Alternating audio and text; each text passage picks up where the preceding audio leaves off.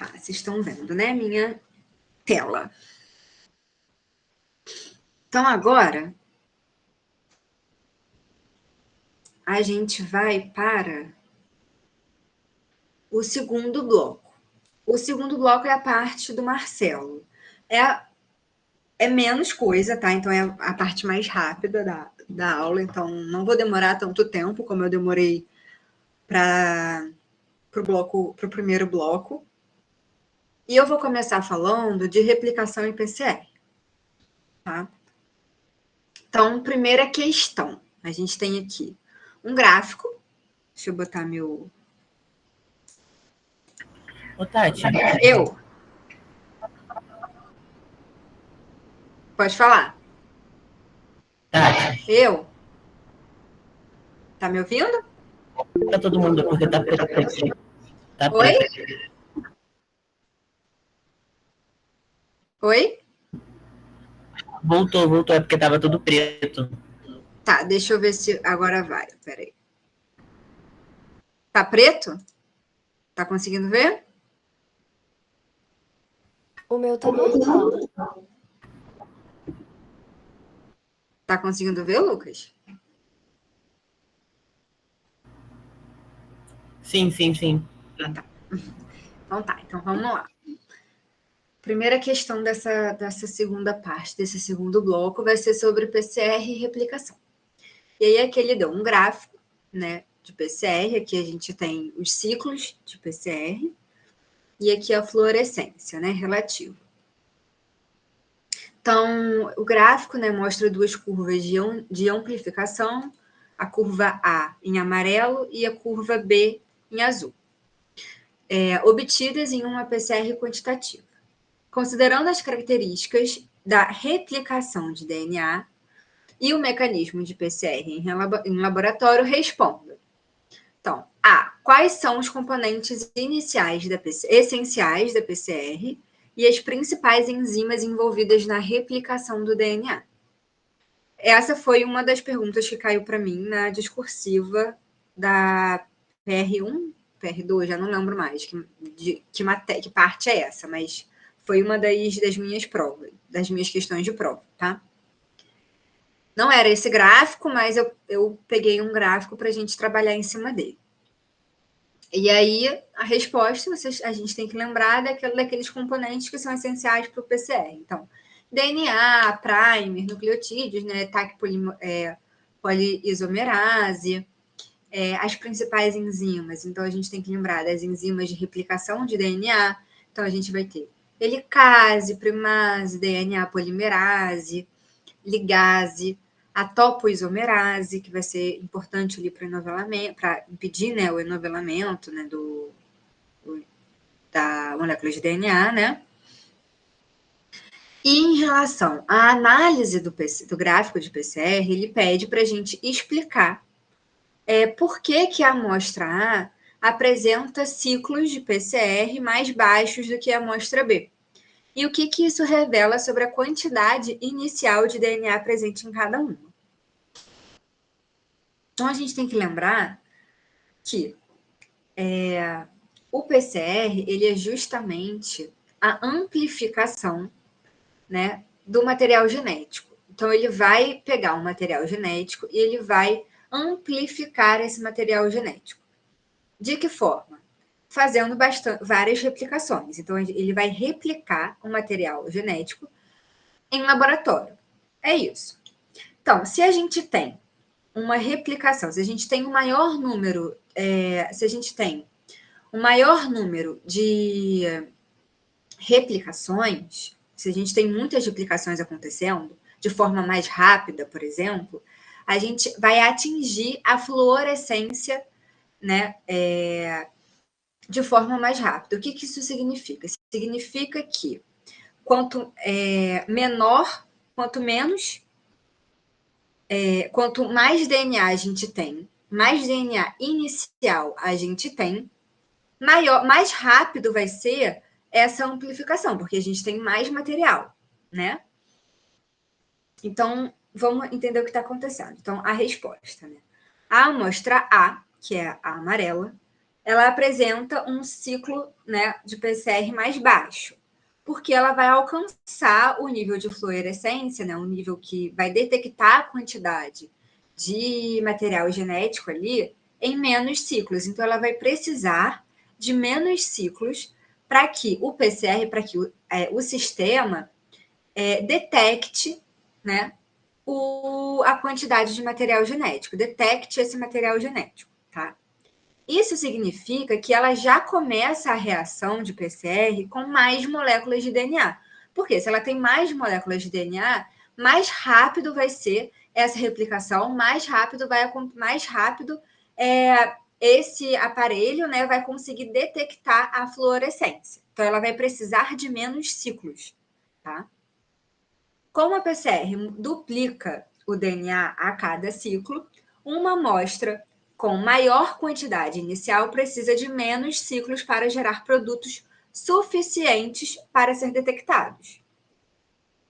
Já a amostra B, que é essa amostra em azul, ela só vai cruzar esse limiar de detectação, né, da fluorescência depois de 25 ciclos, por exemplo, né? Entre 20 e 25 ciclos. Então, é bastante ciclos, né? Então, isso significa que ela tinha uma quantidade de material genético menor.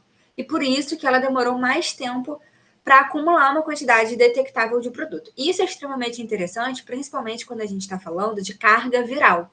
Então, se a gente faz um PCR para quantificar a quantidade de carga viral que um determinado paciente tem, por exemplo, de COVID, se o ciclo dele é detectável, se a curva dele apresenta menos ciclo, né? Se ele consegue ultrapassar esse limiar de fluorescência com menos ciclos, isso significa que a carga viral desse paciente é muito alta.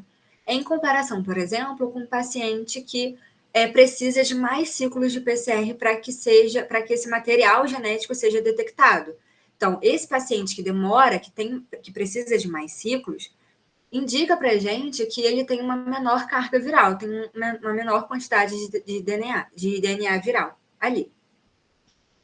Tá? Eu só fiz um paralelo com a questão viral, porque pode ser que caia dessa forma para vocês, em relação a alguma doença, em relação, enfim, né?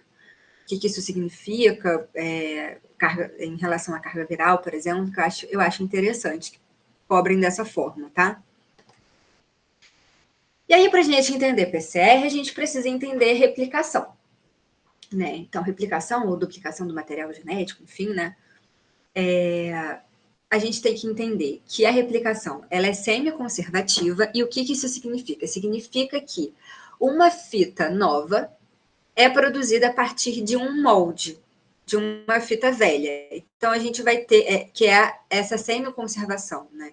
Então, a gente vai conservar uma fita velha, e a partir dela a gente vai fazer uma fita nova, tá? Por isso que ela é semi-conservativa, tá? A replicação ela é bidirecional, tá? Então ela vai ter início ali com a forquilha de replicação. Essa forquilha a gente vai ter vários pontos, né? Então o DNA ele vai ser replicado em vários pontos ao mesmo tempo. E isso é interessante por quê? Porque dessa forma a replicação do DNA, ela acontece de forma mais rápida. Se acontecesse uma forquilha aqui, aí depois outra forquilha, aí depois outra forquilha, e ia demorar muito, porque a molécula de DNA ela é muito grande, ela é muito extensa. Então, é interessante que a gente tenha vários pontos, né, várias forquilhas de replicação, que são abertas pela helicase, que é a enzima, né, helicase, porque é interessante que isso aconteça de forma rápida, tá? E aí a polimerase vai produzir uma nova fita, tá? Em cima desse molde, dessa fita velha, que seria o molde. O sentido da replicação, vocês não podem esquecer que é o de 5' 3', tá? Ambas as fitas são polimerizadas, né, com a ajuda de um primer. O primer, ele é uma molécula de RNA, tá? E a gente vai ter, então, no final da síntese, né, então a polimerase, ela remove esses iniciadores e substitui por nucleotídeos de DNA, tá? E os fragmentos, né, que são ali produzidos, eles são ligados pela DNA ligase. Então, as enzimas importantes aqui, a gente falou da helicase, da polimerase, a gente falou dos primers, né, que são extremamente interessantes, são os iniciadores, né, que vão iniciar ali, vão permitir a iniciação da polimerização pela DNA polimerase, né, e a DNA ligase, que vai ligar vai unir esses fragmentos, tá? É importante a gente lembrar que a DNA polimerase ela também tem uma ação revisora. E isso a gente vai voltar a falar, eu vou voltar a falar quando eu falar de reparo de DNA, porque o primeiro tipo de reparo que acontece no DNA é através da DNA polimerase. Então, ela é o reparo instantâneo, o mais rápido que acontece, porque ela impede que as mutações elas sejam permanentes, tá?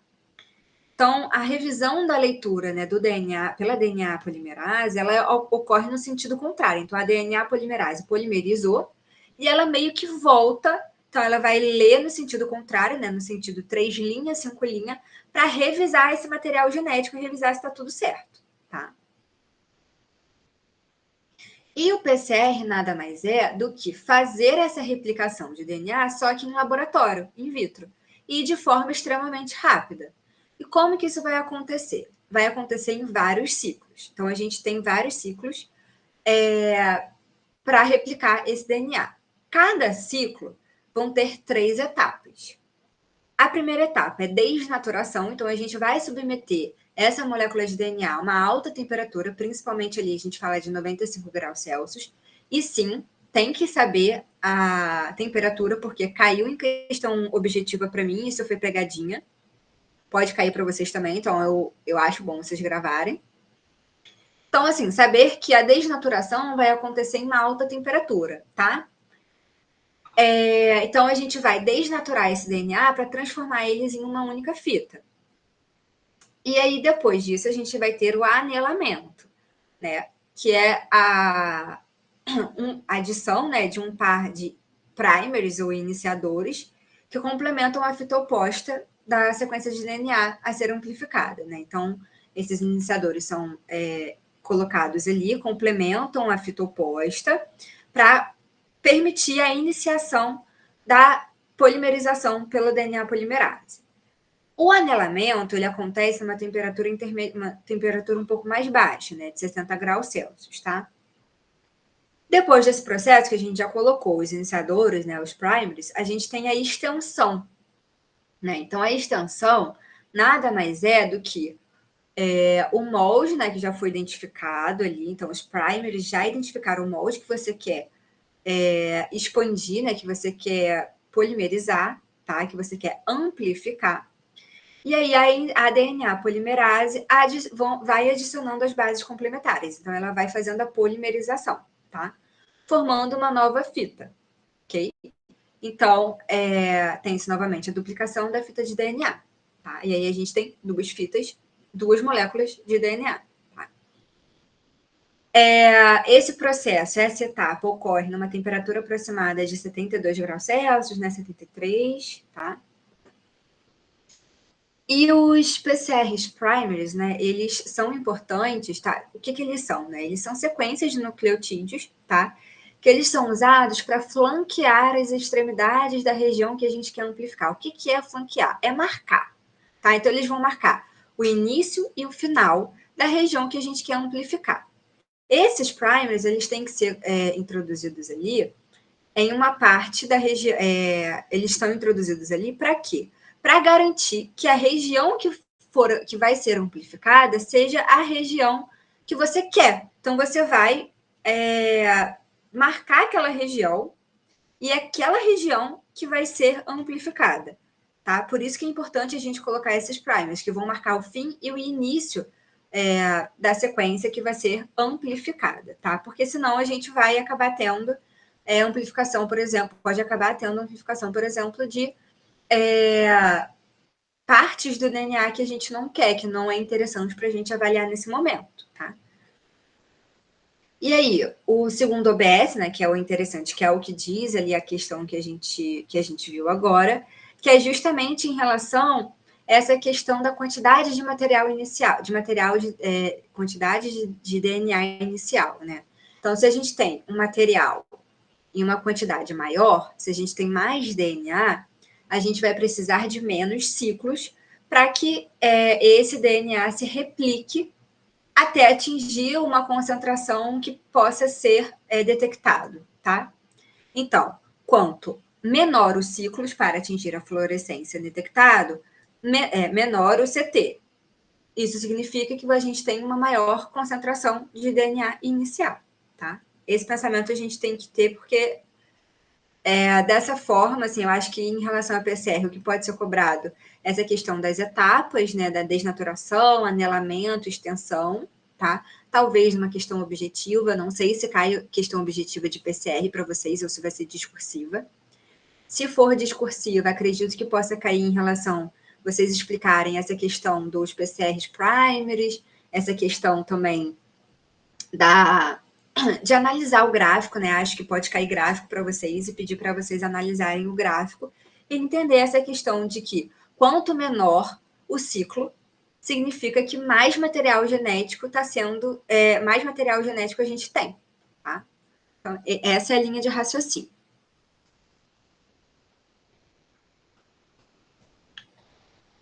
Agora, uma outra questão. Um indivíduo de 34 anos, previamente saudável, desenvolveu múltiplos pólipos de cólon e apresenta histórico familiar de câncer coloretal em idade precoce. Os exames genéticos revelam mutações em genes envolvidos no reparo de DNA. Então, a gente tem mutações em genes no reparo de DNA, tá? E redução da expressão de genes supressores tumorais, tá? Considerando esses achados, descreva os principais tipos de danos, tá?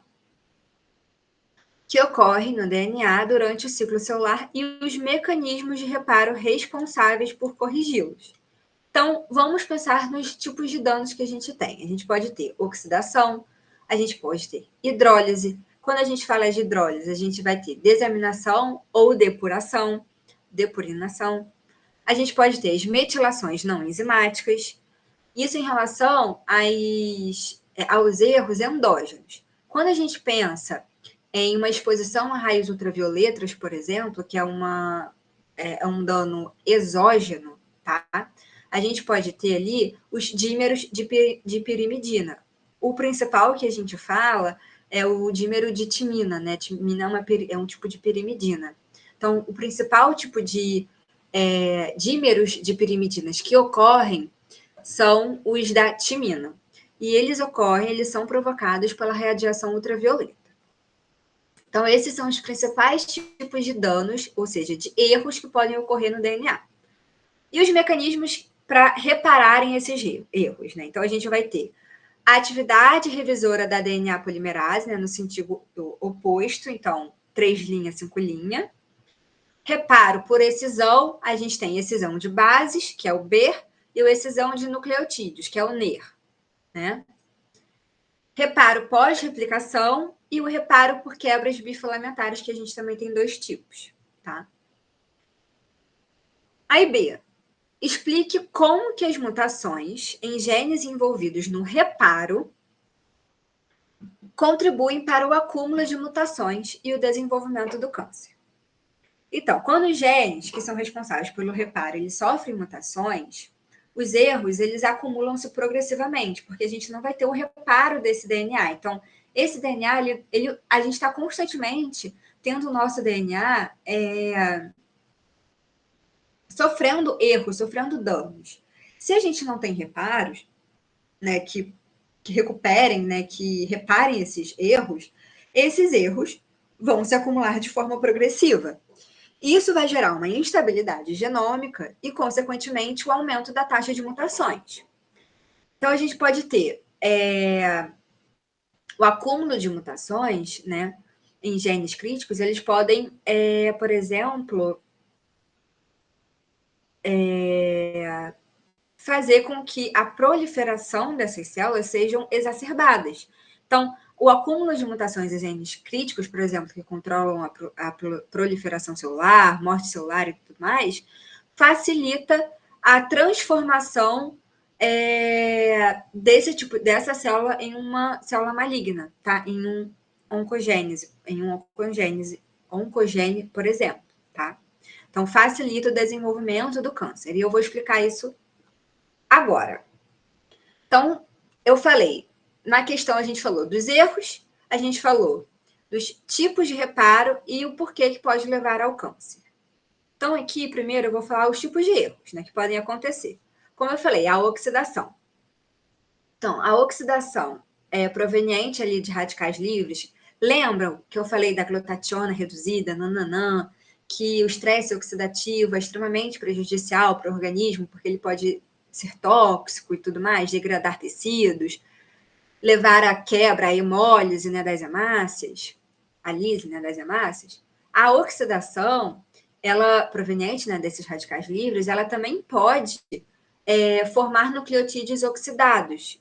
Então, esses nucleotídeos que são oxidados, eles meio que enganam o sistema e aí eles pareiam a base de forma errada. Então, vamos só relembrar que isso daqui é um nucleotídeo formado por um grupamento fosfato, uma pentose, que pode ser a desoxirribose, no caso do DNA, ou uma ribose, no caso do RNA.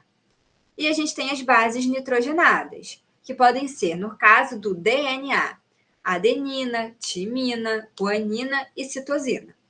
A uracila é uma base nitrogenada de RNA. Então, por exemplo, aqui a gente tem que a adenina ela pareia com a timina. A guanina pareia com a citosina. Essa é a forma correta para a gente formar ali a polimerização, né, formar o DNA. Quando a gente tem uma oxidação, né, desses nucleotídeos, a gente pode enganar, isso engana o sistema ali, né?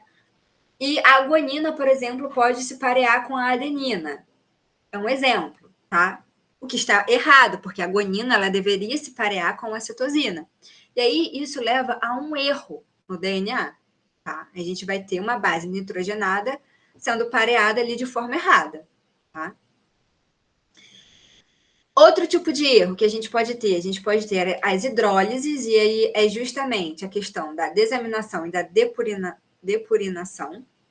A desaminação nada mais é do que por exemplo, a citosina virar a uracila, tá? Quando isso acontece, por que isso é importante e é fácil de ser detectado? Porque no DNA a gente não tem uracila. A uracila é uma base nitrogenada de RNA. Então, se a gente vê numa molécula de DNA uma uracila, se ele diz pra gente que aquilo é um DNA e a gente vê uma uracila, a gente já sabe que houve uma desaminação, tá? O que isso significa? Significa que a gente teve a troca, tá? A citosina virando uma uracila, tá? Ok. E a depuração, depurinação, que é a perda espontânea de uma base.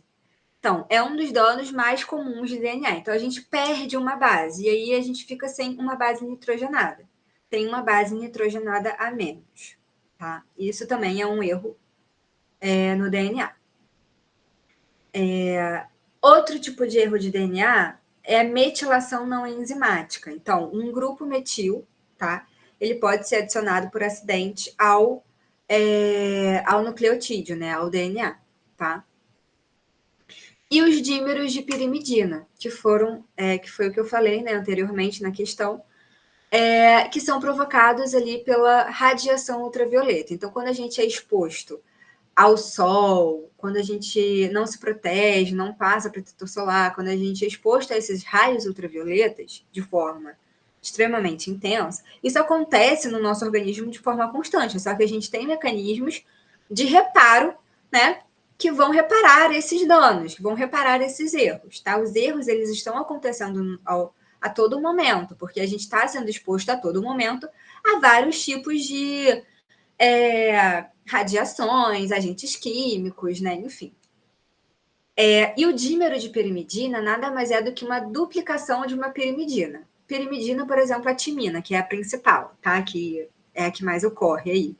Então, o dímero de pirimidina, em vez de a gente ter uma timina, a gente tem duas timinas aí pareando, por exemplo, com a adenina, tá?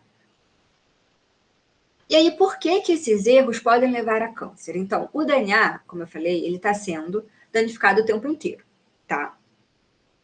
Os mecanismos de reparo e de supressão de tumor, eles estão justamente ali para justamente reparar, né, esses erros ou suprimir o tumor, tá? Então, assim, a gente tem um oncogene, por exemplo, e aí as moléculas, né, os genes supressores de tumor, eles vão promover mecanismos de suprimir a proliferação daquele oncogene, daquele tumor, tá?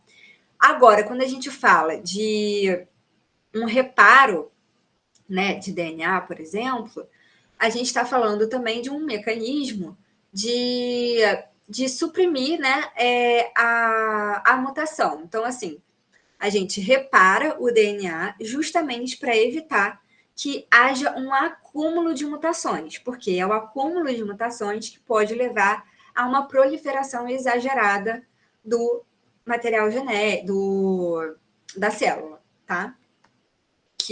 Então, aqui que leva, consequentemente, ao desenvolvimento de câncer. E aí a gente entra nos tipos de reparo. Então, a gente tem muitos tipos de reparo, tá? Primeiro, que foi o que eu já falei, a gente tem a atividade revisora da DNA polimerase. Ela é a primeira que acontece, é a primeira que faz ali, tá? O reparo. Ela ocorre no sentido contrário da polimerização, então ela ocorre de 3' para 5', tá? E ela vai corrigir erros imediatamente após eles ocorrerem. No primeiro, ele corrige erros imediatamente após eles ocorrerem, tá? Então, é o primeiro estágio de correção de erros de DNA, tá? Ele vai remover os erros instantaneamente, tá? A partir disso, a gente vai ter outros tipos de reparo. Então, por exemplo, a DNA polimerase não conseguiu lá reparar o erro. Aí a gente manteve aquele erro. E a gente vai ter outros tipos de formas para reparar o erro. E aí a gente pode ter o reparo por uma excisão de base. Então, se eu estou falando de excisão de base, eu estou falando disso daqui. O nucleotídeo, ele permanece. O que vai ser trocado, o que vai ser alterado, o que vai ser reparado vai ser a base, tá? Que é o BER. Tá? Então, a base, a retirada de uma base errônea, tá? Para colocar uma outra que é capaz de se parear corretamente. Então, por exemplo, a gente tem a adenina aqui e tem, sei lá, a uracila, que não era para estar ali, por exemplo. Aí, esse reparo por excisão vai tirar a uracila e vai colocar a timina, né? Fazendo o pareamento de forma adequada, tá? Geralmente ocorre, então, quando a gente tem erros provocados pela desaminação ou oxidação, né? Que são erros que fazem essa troca aí de bases nitrogenadas, tá? Aí aqui a gente tem algumas enzimas que vão participar desse processo, né? DNA glicosilase, endonucleases, fosfodiesterases, DNA polimerase, DNA ligase, enfim. E a gente pode ter o reparo por excisão de nucleotídeos. Então, a troca que vai acontecer aqui é isso tudo aqui. Não é só a base, é o nucleotídeo como um todo, tá? E aí ele vai corrigir erros como, por exemplo, os dímeros de pirimidina. Então, quando a gente falar em doenças que são provocadas, por exemplo, por erros, tá? Como o dímero de pirimidina, então, nessa doença aqui, no xeroderma pigmentoso, a gente tem um defeito justamente nesse tipo de reparo, tá? Nesse tipo de reparo, né? Que é o NER. Especificamente, porque esse tipo de reparo, por excisão de nucleotídeo, ele pode ser subdividido, né, em um global genome e o de transcrição. Então, o global genome, ele vai fazer uma varredura geral no DNA, tá? E aí ele vai reparar danos em qualquer parte do genoma. O defeito nesse gene, ele leva ao câncer, pode levar a um câncer, especificamente de pele, porque a gente está falando de dímeros de pirimidina. E os dímeros de pirimidina, eles são provocados principalmente quando a gente fala em uma exposição exacerbada de raios ultravioletas, tá? Então, raios ultravioletas promovem esse tipo de erro, que vão levar, consequentemente, a um câncer, tá, de pele, tá, principalmente. Já a outra subdivisão, que é a de transcrição, né, que é o TCNER, ele repara danos em genes que estão sendo transcritos. Então, conforme os genes estão sendo transcritos, eles vão sendo reparados, tá? O defeito nesse tipo de reparo vai fazer com que não haja transcrição, tá, de forma correta. Isso vai levar a um envelhecimento precoce, falha de desenvolvimento. E aí a síndrome que está relacionada a esse tipo é a síndrome de o CS, né? Síndrome de Cockayne, sei lá, que é causada justamente pela falha nesse tipo de reparo, tá? E aí o que acontece? O mecanismo que repara os danos justamente nos genes que estão sendo ativados, ativamente transcritos, tá? Então, quando uma célula encontra uma lesão durante a transcrição, ela precisa desse tipo de reparo para continuar o processo de transcrição. Se esse mecanismo de reparo ele falha, a transcrição ela não progride. E isso faz com que a célula, né, a célula entre em morte celular. Isso resulta, consequentemente, em falhas no desenvolvimento, no envelhecimento precoce, diferentemente do xeroderma pigmentoso, tá? Que ele está relacionado a um defeito no mecanismo de reparo do global genome, que também está relacionado a esse tipo de excisão de nucleotídeos. Tá? Então, está relacionado aos dímeros de pirimidina, né? Então, assim, esse mecanismo, né, de reparo, como eu falei, ele é responsável por remover danos em qualquer região do DNA, tá?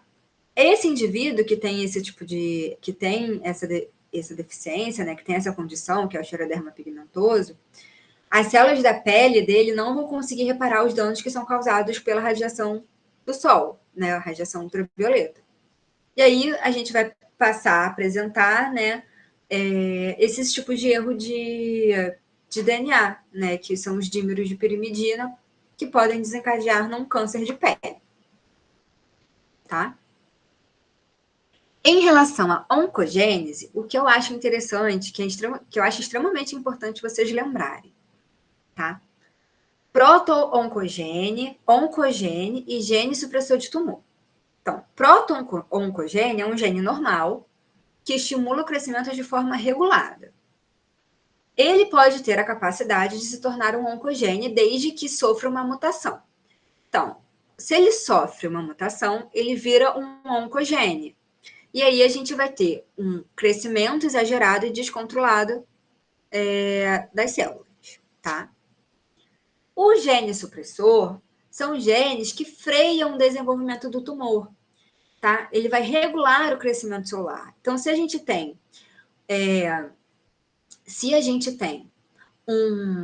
uma mutação ou uma deficiência nesse gene supressor de tumor, a gente vai ter menos genes que suprimem o tumor. Então, a gente vai permitir que o tumor continue crescendo de forma exagerada, tá? Então, a diminuição ou, se a gente falar aí, né, de uma mutação, enfim, uma inibição desse tipo de gene, isso pode levar a uma diminuição da supressão ao tumor, permitindo que esse tumor cresça de forma exponencial, tá? E aí, os exemplos que a gente tem que lembrar é o P53, tá? Que está relacionado ao câncer de mama, adrenal. A gente tem o RB e a gente tem esse BRCA1 e BRCA2, tá? No exercício, provavelmente, ele vai falar alguma coisa sobre esses genes, mas é importante vocês saberem que esses genes são genes supressores de tumor. Eles não são oncogenes, tá? E saber a diferença entre um oncogene e um gene supressor de tumor. Então, quais são as principais formas, né? A gente tem 4 formas pelas quais um proto-oncogene pode ser transformado em um oncogene, tá? Então, ele vai sofrer um ganho aí de função e se transformar em um oncogene. De que forma que isso pode acontecer? Quais são as formas? Né? Então, a gente pode ter uma mutação pontual, tá? Por exemplo, uma deleção, uma adição, enfim, que vai afetar o código da proteína. Se a gente está falando de uma mutação pontual, tá? Na região codificadora, na região que codifica a proteína, que vai ser codificada em proteína, a gente vai ter uma proteína diferente, a gente vai produzir uma proteína mutada. Isso pode levar, como a gente está falando em oncogênio, a gente pensa em ganho de função, tá? Então, essa proteína ela vai se tornar hiperativa, tá? Mas a quantidade dela vai ser normal, porque a gente não está falando de uma mutação em regiões que fazem aumento ou diminuição da quantidade de proteína. Em si, mutações em regiões que codificam proteínas, tá? Que vão formar proteínas. E em vez de você formar uma proteína A, você vai formar uma proteína B. E essa proteína vai estar hiperativa, tá? Outro tipo pelo qual os proto-oncogenes podem se transformar em oncogene. Mutação na região reguladora, por exemplo, os promotores. Tem uma mutação em um promotor, a proteína, ela vai ser produzida, a proteína que é produzida é uma proteína normal, porque a gente não está falando de uma mudança ali na codificação dessa proteína. Mas a quantidade em que essa proteína é produzida, ela é diferente. Então, a gente está pensando em um efeito proliferativo, né? Quando a gente pensa em câncer, a gente pensa em um efeito proliferativo, em um aumento de síntese, um ganho de função. Então, essa proteína ela vai estar em quantidade muito maior do que ela estaria, tá? Outro mecanismo é a amplificação de genes, né? Então, a célula faz cópias extras do proto-oncogene, então a gente vai ter proteína normal, tá? Só que a produção dela vai ser de forma exagerada. E, por último, o rearranjo cromossômico, né? Que a gente vai ter a troca de pedaços entre cromossomos, né? Fazendo um proto-oncogene se comportar como um oncogene, tá? E aí isso acontece de 2 formas. Então, essa troca entre cromossomos pode acontecer de 2 formas. Então, um gene, ele pode parar perto de um superacelerador que vai acelerar ali a proliferação desse gene. E isso vai fazer com que esse proto-oncogene se comporte como um oncogene, que é justamente essa característica de se proliferar de forma exacerbada, tá? E descontrolada. Um exemplo é o linfoma. Um outro rearranjo cromossômico que pode acontecer pode ser a translocação tá? Que vai juntar 2 genes diferentes. E aí a gente vai ter um gene híbrido, tá? Isso vai produzir uma proteína mutante. Então, aqui nesse caso, a proteína ela não vai ser uma proteína normal, vai ser uma proteína diferente, uma proteína mutante, com uma atividade hiperativa, uma atividade muito maior do que a atividade original, tá? Em relação ao oncogênio. Ok. Agora a gente vai para outra questão. Então, vamos lá. O gene CYP2D6 possui 9 exons e tal, a sequência de nucleotídeos do gene em determinado grupo de pacientes, tá? Grupo 1. O grupo 1 revelou uma variedade de tipo de mutação, desde mutações pontuais, por substituição, principalmente sem sentido ou troca de sentido, até deleções gênicas completas, tá? Remoção de toda a sequência codificante do gene. Já o grupo 2 foi observado um polimorfismo de números de cópias funcionais do gene, produzindo eventos mutacionais de duplicação ou multiplicação completa. Então, aqui a gente já vê que no grupo 2, quando a gente fala em uma mutação de duplicação ou multiplicação, a gente já está falando em um ganho de função, tá? Uma mutação que gera um ganho de função.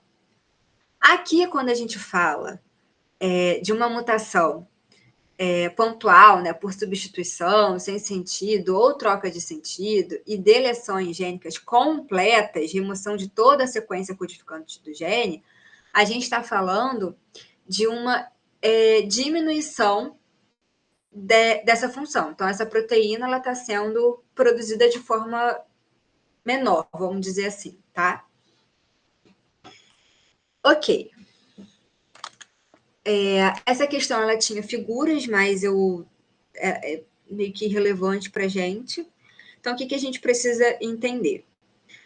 A gente já entendeu a questão do ganho de função e da perda de função da CYP2D6, né? Então, a gente já entendeu o grupo que tem ganho de função e o grupo que tem perda de função, tá?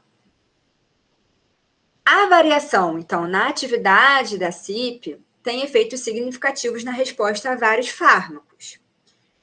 Ok. A análise farmacogenética da fase 1. Por quê? Fase 1. Porque a CYP é a enzima, é o gene, né, que participa ali da fase 1, tá?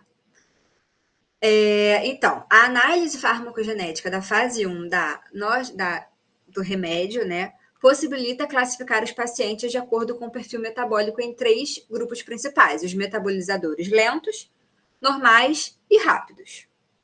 Então, a gente tem que classificar o grupo 1 e o grupo 2 de acordo com o perfil metabólico da CYP. O grupo 1, eles são classificados como metabolizadores lentos. E o grupo 2 são classificados como metabolizadores rápidos, tá? Então, ok. E B, as mutações identificadas nos pacientes do grupo 1 são de perda de função ou ganho de função. E do grupo 2, a mesma coisa, e pediu para justificar a nossa resposta em cada caso. Então, do grupo 1, a gente está falando de uma perda de função, porque as mutações pontuais por substituição, do tipo troca de sentido, eles vão alterar a proteína, podendo reduzir ou anular a atividade enzimática. As mutações pontuais por substituição do tipo sem sentido resultam em códons de término, então as proteínas vão ficar incompletas, a gente não vai ter a produção da proteína, tá? Levando a nenhuma produção, então, de enzimas, porque as proteínas, elas têm essa atividade enzimática, tá? Elas produzem enzimas. E as deleções gênicas completas, a gente vai ter toda a sequência de DNA, de gene codificante ali sendo retirada, sendo removida. Então, a gente vai impossibilitar a síntese proteica. Então, a gente não vai ter a produção de proteínas nesse caso. Tudo isso leva a uma perda de função. Se a gente tem uma perda de função, a CYP, ela não vai estar conseguindo metabolizar de forma adequada. Então, ela vai estar mais lenta, porque a gente vai ter a função dela está menor. Então, a metabolização dela é mais lenta. Por isso que o grupo 1 foi classificado como metabolizadores lentos. Tá? Já o grupo 2, ele apresenta um ganho de função. E por quê? Porque as mutações por duplicação gênica, elas resultam em múltiplas cópias funcionais do gene. Isso amplifica a síntese proteica e produz maiores quantidades de enzimas. Tá? Então, se a gente tem uma maior quantidade de enzimas, a gente vai ter um ganho de função, a gente vai ter mais, a metabolização vai ser mais rápida, porque a gente tem mais enzima ali participando. A atividade dessa enzima, ela está maior, tá? E é exatamente isso. Então, a metabolização das drogas em relação à farmacogenética, né? Elas acontecem em 2 fases.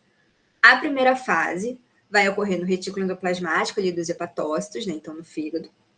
A principal enzima, então, quando a gente está falando da primeira fase, a gente está falando da administração, da metabolização, né, do profármaco para o fármaco, que é a sua forma ativa, tá? A principal enzima é o citocromo P450, tá? E o que ele faz? Ele vai adicionar um grupo mais polar para que essa molécula consiga entrar na fase 2, tá? As enzimas, né, o citocromo P450, elas são codificadas pelo gene CYP. Então, se a gente tem um gene CYP altamente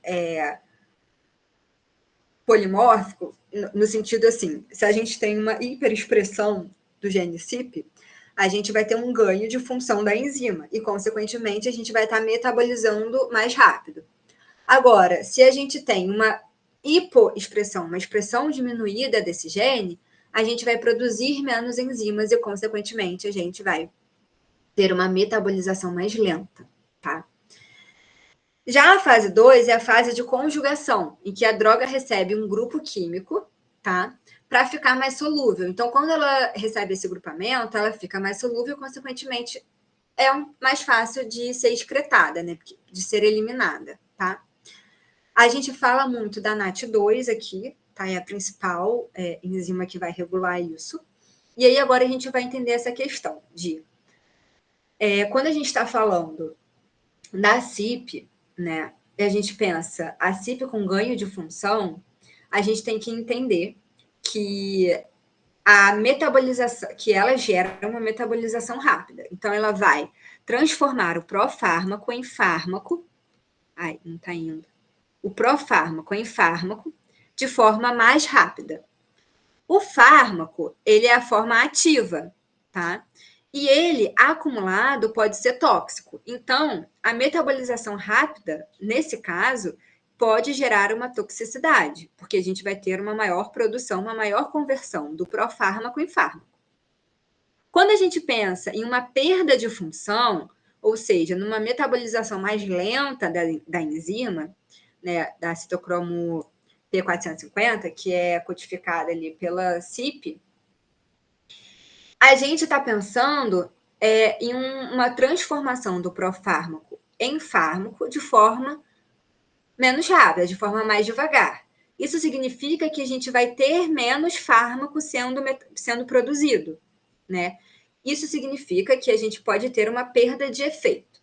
E aí, como que a gente contorna isso?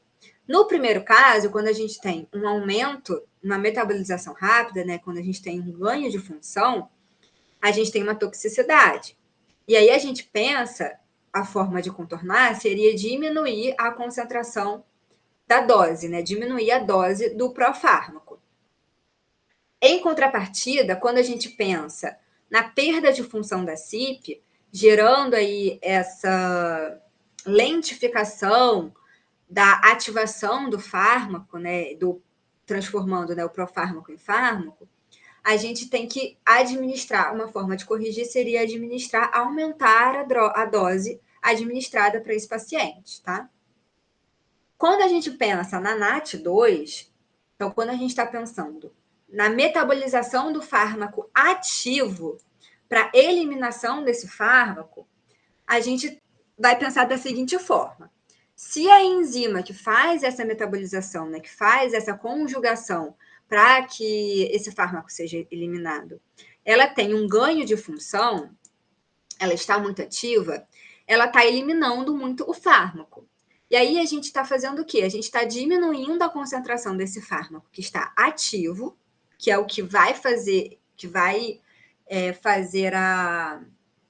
cumprir o efeito propriamente do medicamento, né, nos tecidos. E aí a gente vai ter pouco efeito. Então, a gente diminui a concentração desse fármaco e temos pouco efeito, tá? E aí a maneira de contornar isso seria aumentar a dosagem, tá? Em contrapartida, se esse NAT2 ele perde a sua função, ou seja, se ele fica mais lento, a metabolização dele é mais lenta. Então, a metabolização do fármaco para ser eliminado, ela vai ser diminuída, né? Vai ficar mais lenta. Então, a gente vai ter um acúmulo desse fármaco, porque a gente vai estar eliminando menos, né? Então, o acúmulo desse fármaco vai gerar a toxicidade. E aí, a forma para a gente contornar isso seria justamente diminuir a concentração, a dosagem aí desse remédio, desse medicamento. Então, nesse tipo de questão, vocês têm que entender qual é a enzima que está participando, qual é o processo que está sendo metabolizado, se é do pró-fármaco para fármaco ou se é do fármaco para eliminação, tá? Para vocês entenderem aí como que o ganho de função da enzima, o ganho, né, ou a perda, vai afetar ali aquele organismo, tá? E aí, em relação às mutações, tá? Então, as mutações, elas podem ser pontuais ou cromossômicas. As mutações pontuais, elas são de substituição, adição e deleção. E as mutações cromossômicas, elas podem ser numéricas ou estruturais. As estruturais, a gente vai ter inversão e translocação. Mas o que é importante para a gente aqui são as mutações pontuais. Então, as mutações de substituição, por exemplo, a gente pode ter 3 tipos. A gente pode ter a de sentido trocado, a sinônima, né, ou silenciosa, e a gente pode ter a sem sentido. A de sentido trocado é quando a tradução, essa mutação traduz, né, um aminoácido de caráter distinto. Então, quando a gente tem ali a mutação de uma base nitrogenada, por exemplo, a alteração ali de uma base nitrogenada, por exemplo, e ela produz um aminoácido diferente, tá? Então, por exemplo, a adenina sendo trocada ali por uma timina. E aí a gente vai produzir um tipo de aminoácido diferente. A gente vai produzir, por exemplo, a valina em vez do ácido glutâmico, tá? E isso, por exemplo, pode provocar anemia falciforme, tá? Que é justamente essa questão.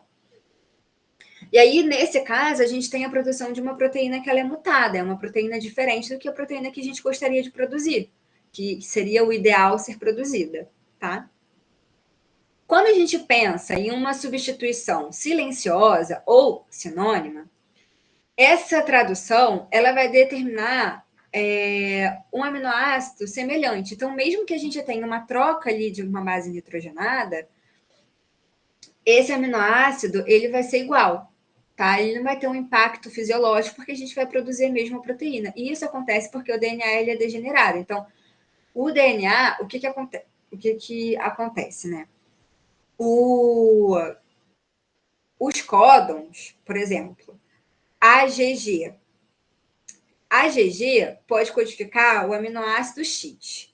Mas esse aminoácido X, ele também pode ser codificado pelo ACC, por exemplo, ou pelo, sei lá, AGC, enfim, GCA, enfim, a gente pode ter vários códons que codificam o mesmo aminoácido.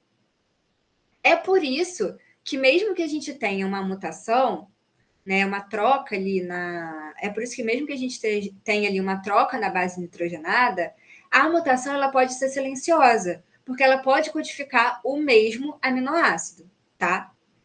Pode codificar ou não. Se ela não codificar, aí o sentido é trocado, ou seja, a gente vai produzir uma outra proteína, a gente vai produzir um outro aminoácido, né? Diretamente um outro aminoácido, que é o aminoácido que produz proteína, né? Mas enfim.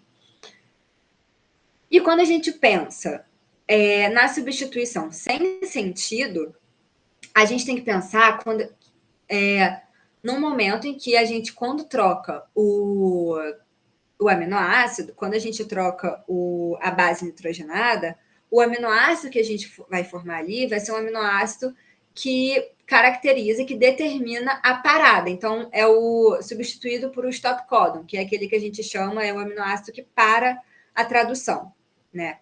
E aí a gente vai ter uma terminação prematura da tradução, né? Do RNA em proteína, e aí a gente vai ter uma proteína mutada, tá? Em relação à adição e à deleção, a gente precisa entender uma diferença em relação quando a gente tem uma adição ou uma deleção de duas ou uma base nitrogenada que isso vai ser diferente se a gente tiver uma adição ou uma deleção de 3 bases nitrogenadas. Porque a gente sabe que um códon ele é formado por 3 bases, né? Se a gente tem a deleção de 3 bases, a gente sabe que, né, que o RNA ele é lido, ele é transcrito em proteína por códons. Então, são 3 bases nitrogenadas que vão ser lidas, né, que é o códon, um códon, que são 3 bases, 3 nucleotídeos, né, que são lidas, e a partir desse códon que a gente forma uma proteína. Se a gente tira 3 bases, ou seja, se a gente tira um códon, a leitura permanece igual. A leitura não vai mudar, porque a leitura já é feita de 3 em 3. Então, é como se eu tivesse aqui um códon aqui, outro códon aqui, outro códon aqui, outro códon aqui. Tirei esse códon. Os outros vão continuar sendo lidos de forma normal, porque eles vão ser lidos de 3 em 3, de qualquer forma. Agora, quando a gente tem uma deleção ou uma adição de um códon, ou de uma base, ou 2 bases, a gente altera toda a leitura depois dessa alteração. Então, se eu adicionei, se eu tenho aqui, por exemplo, ó, porque o meu computador tá lerdo. Vou botar só a TTA. E aqui, A. A leitura normal seria assim. Se eu tiro esse códon daqui, a leitura que vem depois, ela continua igual. Ela vai continuar igual. Agora, se eu pegar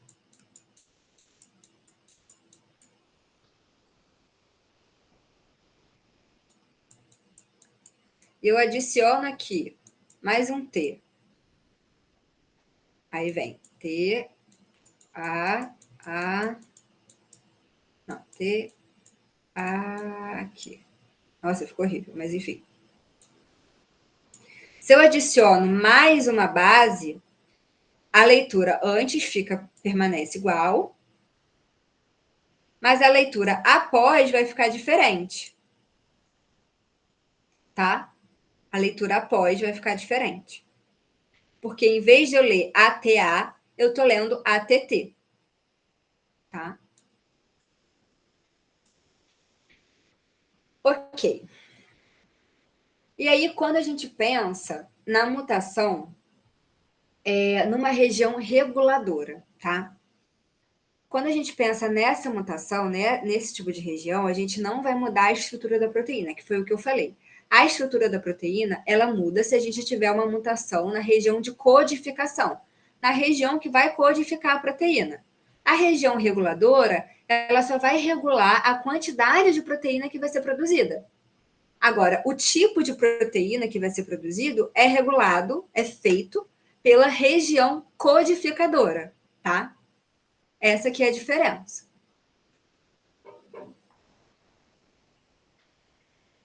E aí, para gente concluir, a gente tem um caso, né, de uma mulher que foi vítima de uma agressão, né, em casa, e aí foram coletados materiais biológicos da vítima. Esfregaço bucal, esfregaço vaginal. Foram coletadas também amostras sanguíneas de 2 suspeitos, tá? A gente tem a análise por STR, né, que revelou os perfis apresentados nessa tabela. Tá? O laboratório separou do esfregaço vaginal, uma fração feminina e uma masculina. Então, uma fração feminina e uma fração masculina. E ele deseja identificar qual dos 2 suspeitos é compatível com o material masculino encontrado. Tá? Com base nos dados da tabela, qual suspeito apresenta maior compatibilidade com a fração masculina do esfregaço vaginal? Então, a fração feminina corresponde à vítima, tá? E a fração masculina corresponde à pessoa, ao violentador, né? Ao agressor, tá? E aí a gente vai comparar o perfil genético dos suspeitos com o perfil genético que foi encontrado no esfregaço vaginal na fração masculina. Fazendo essa comparação, a gente vai encontrar a resposta. Então, aqui, esfregaço bucal. Então, a gente está fazendo o esfregaço vaginal, né, da fração masculina. Então, aqui a gente tem 4 e 5. O suspeito 1 também tem 4 e 5. O suspeito 2 só tem o 5. O suspeito 1 tem o 6 e o 7, igual. Igual também para esse locus, para esse gene. Igual, igual, igual, igual, igual, igual, igual, igual. Tem que ser homem, né? Ok. Então, a gente vê que é o suspeito 1. Então, a gente já tira o suspeito 2. A gente já sabe que não é o suspeito 2. Agora, vamos ver, né, a argumentação. Então, pois apresenta coincidência integral dos pares aléculos na totalidade dos locos informativos. Ok. Ok. O que inclui esse suspeito no banco de dados, ok. Como possível, né, violentador, tá? Suspeito 1, pois apresenta divergências aparentes. Não apresenta divergências. Ele, pelo contrário, ele apresenta coincidência integral. Então, todos os alelos, né, todos esses alelos coincidem com os alelos do suspeito. Então, a resposta 1. E aí, em relação à identificação humana, né?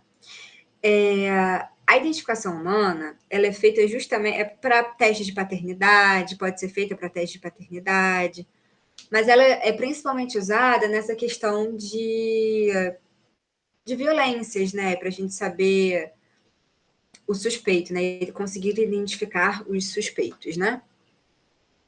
E aí a gente compara o perfil genético da amostra que foi coletada com o perfil genético dos suspeitos, né? Fazendo essa comparação, a gente vai ter quem tiver uma maior concordância, a probabilidade de ser o agressor é maior, tá? Então, o DNA que é analisado na identificação humana é o DNA extragênico, tá? É aqui que está o DNA usado para fazer os testes de paternidade, para a identificação forense, tá? Por quê? Porque o DNA extragênico, ele vai sofrer muita mutação. Ele tem muito... ele não vai sofrer seleção natural, tá? Então, ele tem muita variabilidade, tá? Isso é interessante por quê? Porque isso que vai caracterizar a individualidade daquele perfil. Se a gente pega um DNA quando a gente pega esse DNA extragênico, por ele ter uma variabilidade genética muito grande, né, por ele não sofrer uma seleção natural muito forte, porque pelo fato dele variar muito entre os indivíduos, a gente consegue traçar o perfil genético de cada pessoa. Porque se cada pessoa tiver um DNA extragênico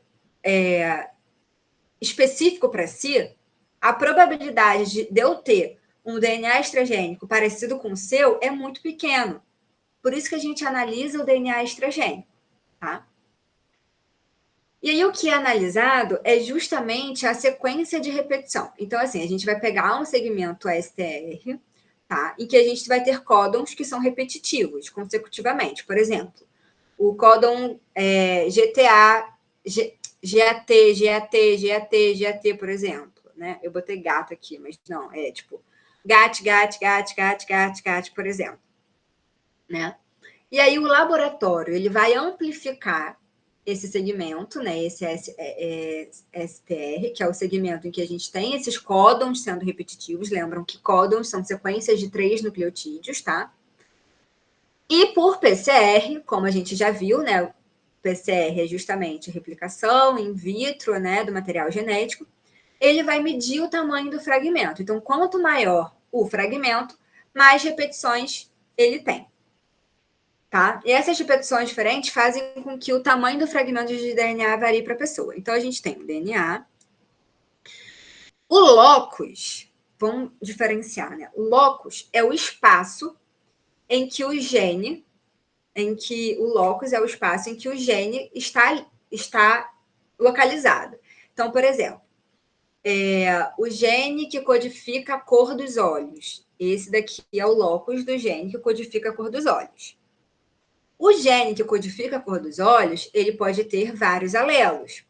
Os alelos nada mais são do que as variações desse gene. Então, eu posso ter um alelo que codifica a cor verde. Você vai ter o alelo que codifica a cor azul. No gene próprio para isso. No gene que codifica a cor. Então, o gene que codifica a cor vai ter os alelos que nada mais são do que essas variedades de possibilidades. Então, eu posso ter a cor azul, eu posso ter a cor verde, eu posso ter a cor marrom, eu posso ter a cor preta. E esse gene está localizado em um espaço no cromossomo, que é o mesmo espaço para todo mundo, tá? O alelo, ele é diferente para cada pessoa, tá?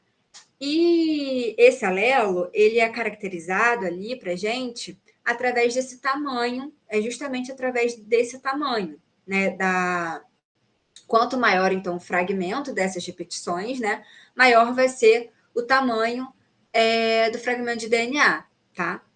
Então, quando a gente fala, por exemplo, em um genótipo heterozigoto, a gente pensa em alelos de tamanhos diferentes, tá? Então, a gente vai ter aqui um alelo 13 e um alelo 12. E aí, como que a gente visualiza isso num mapa, né?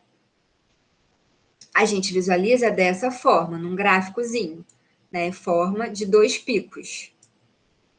Opa, não foi. De 2 picos. Isso mostra que ele é um heterozigoto, tá? Se a gente tem um pico, isso mostra que ele é homozigoto. Quando a gente analisa o material e a gente vê vários picos, juntos, né, no mesmo locus, a gente tem ali uma mistura de DNA, e aí a gente tem uma mistura, e aí teria que fazer essa distinção. É igual, por exemplo, aqui, a gente está vendo 3, tá vendo? 3 alelos, 4, 5, 7. Aqui a gente está vendo 4. Então, isso aqui é uma mistura de material, tá? Aqui, ó, o 4 e o 5, aqui, o 4 e 5, eles representam uma heterozigose, tá? 5 e 6 é heterozigose, tá? Se a gente tivesse só um, por exemplo, seria uma homozigose, tá? E é isso. E acabamos aqui. Sobreviveram? Mais ou menos. Mais ou menos. Mas vocês conseguiram entender? De forma geral? Sim.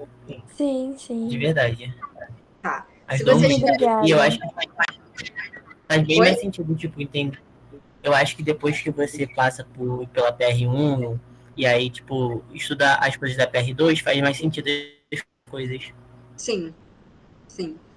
Se vocês precisarem, se quiserem que eu aprofunde alguma coisa ou que eu fale sobre outra coisa, pode me mandar mensagem no privado ou no grupo, que eu tô aí até o dia da prova para ajudar vocês, tá? Vou mandar os exercícios lá no grupo. Obrigada, Tati. Nada, gente. Obrigada. Bom estudo. Obrigada, Tati. Vai dar tudo certo. Fique tranquilo. O Fred acabou de mandar na... Mandou?